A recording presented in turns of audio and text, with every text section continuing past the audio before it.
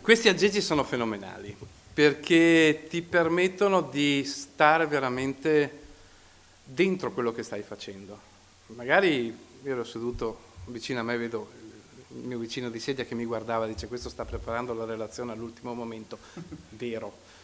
Però perché ho cambiato questa relazione? Perché per una volta ho voluto fare un qualche cosa di diverso e ho voluto fare soltanto il medico. E mi sono trovato in questa situazione, un antropologo su Marte, cioè mi sono accorto della distanza siderale che c'è tra le varie componenti del teatro, della medicina e della sanità, che sono due cose diverse. E questo non l'ho cambiato adesso, però sentendo tutta la giornata di oggi sono contento di aver fatto questa scelta, di iniziare questa mia breve chiacchierata con voi. Quanto tempo ho? 10 minuti scarsi, parlandovi di quello che faccio io. Io sono un medico e la medicina dicono che sia una scienza, ma in realtà non lo è. La medicina è una scienza umana, è molto più vicina alla letteratura che alla scienza. Perché io sono abituato a ragionare in termini di percentuali, so che se do quell'antibiotico l'80% dei pazienti guarisce, ma se uno è nel 20% che non guarisce, a lui glieli frega assai che l'80% è guarito. Io tutti i giorni nel mio mestiere mi confronto con la realtà della persona, con i suoi problemi, con i suoi dubbi, con le sue ansie che diventano le mie. E il fatto che la medicina moderna sia una medicina molto tecnologica ha comportato intanto un grosso disagio da parte dell'operatore, perché vi garantisco che anche il peggiore di noi, anche quello che sembra che ha più pelo nello stomaco, questi discorsi ogni tanto se li pone, se li fa. Quindi un disagio dal punto di vista della preparazione, perché noi non siamo abituati a lavorare con i computer, forse sto dicendo una cretinata gigantesca. Non siamo abituati, nemmeno quelli dell'università che vengono adesso saranno abituati a usare l'informatica in senso compiuto. E quindi l'aumento del contenuto tecnologico in realtà ha portato un incremento di costi brutti, denaro, ma di costi anche umani, perché ha spersonalizzato il nostro mestiere, lo ha reso molto molto mediato dalla macchina e rende molto molto più difficile fare questo mestiere. Per cui tutte le volte che io ho una macchina davanti a me, voglio che questa macchina mi dia qualcosa di clinico, mi dia un qualche cosa, una carta in più che mi permetta di giocarmi in quella partita molto sporca che giochiamo con il paziente. Perché ricordatevi che noi del Sistema Sanitario Nazionale giochiamo una partita molto sporca, in cui facciamo nello stesso tempo il gioco del paziente e il gioco del terzo pagante. E questa è medicina.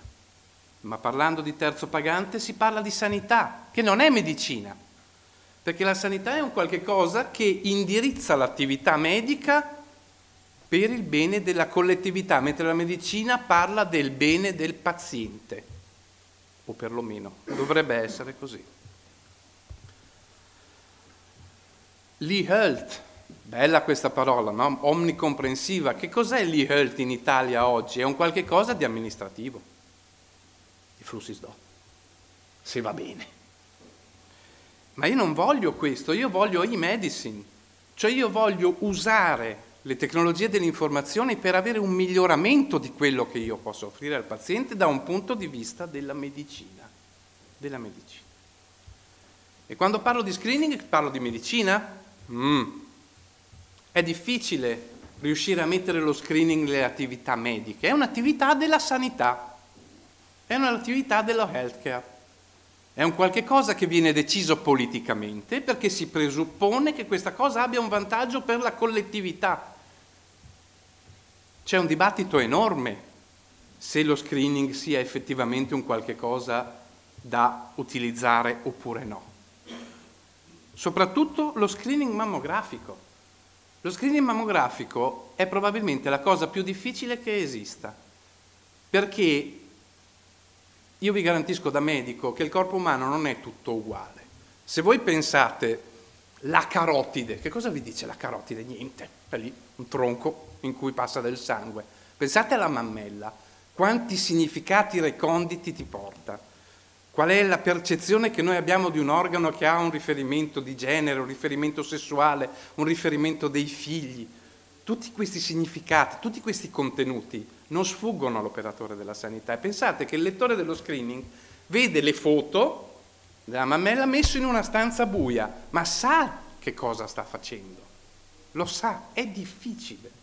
Non è difficile soltanto perché bisogna fare 7.000 mammografie all'anno per essere giudicati un buon lettore di screening, è difficile perché dentro di te sai che sta facendo qualcosa di importante. Poi noi ci mettiamo del nostro. Sì, è vero, bene o male tutti dicono, però in Emilia-Romagna adesso cosa vogliono fare? Vogliono partire a fare la mammografia dai 40 anni in quelle che hanno la genetica, eccetera, eccetera. In realtà è difficile fare screening in Italia,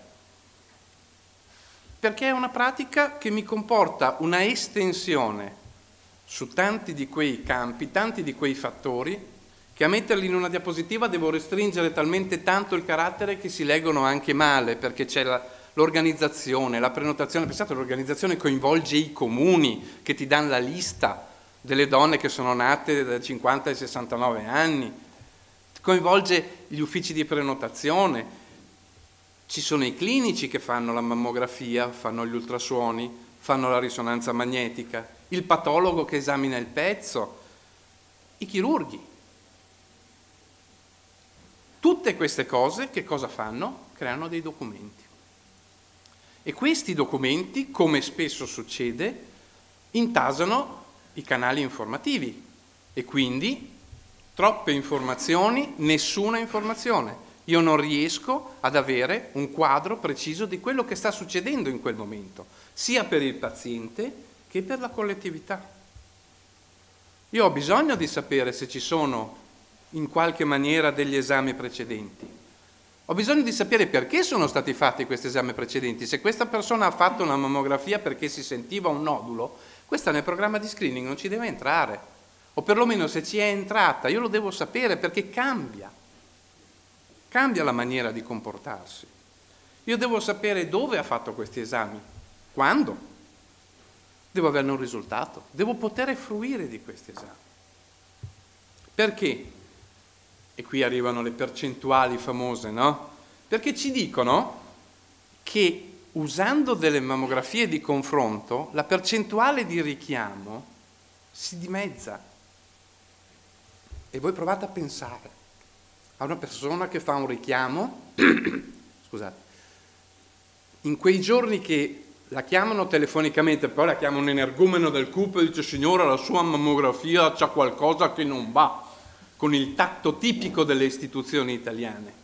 La chiama e poi gli dice: tra una settimana fa un esame. Pensate a quella settimana per quella donna.